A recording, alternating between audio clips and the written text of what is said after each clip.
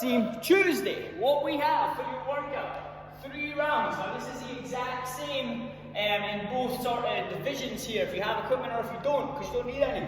So the idea is 3 rounds for time. So you've got 20 minutes to complete this. We have 400 meter run, 50 air squats, 50 push-ups, okay? So it's a lot of reps in total over those 3 rounds. So the main thing we need to think about here is how you're going to pace this workout from the start, okay? The air squats are going to feel good throughout, okay? All that's going to happen is your legs are going to feel a little bit heavier. You can always keep moving on those air squats. You're not going to fail a rep, okay?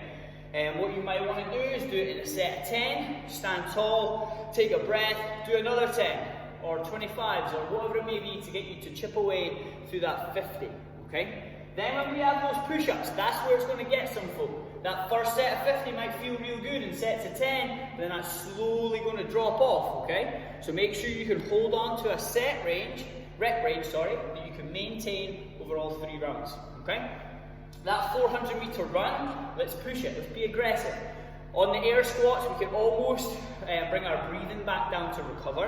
And then on those push-ups, you're not going to be breathing too heavy. That's more of muscle failure or fatigue than it would be crazy high heart rate, right?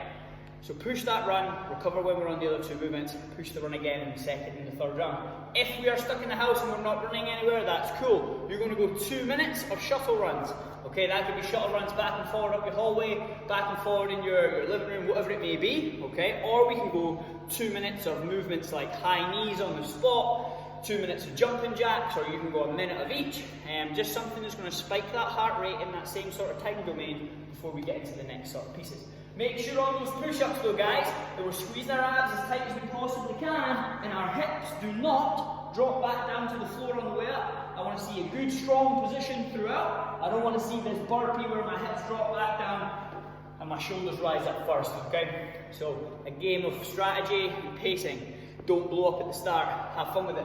Now when we get into that extra work, you're holding at the bottom of an overhead squat or just at the bottom of an air squat with your hands over your head. Now, in the workout as well, you are going to be moving fast, but I want you to be moving well. The points I need to see, feet stay outside of the hips, hips go back and down, that's how we start the squat. Hips go back and down, arms are going to come up overhead if we have the broom or the PVC pipe or whatever it is.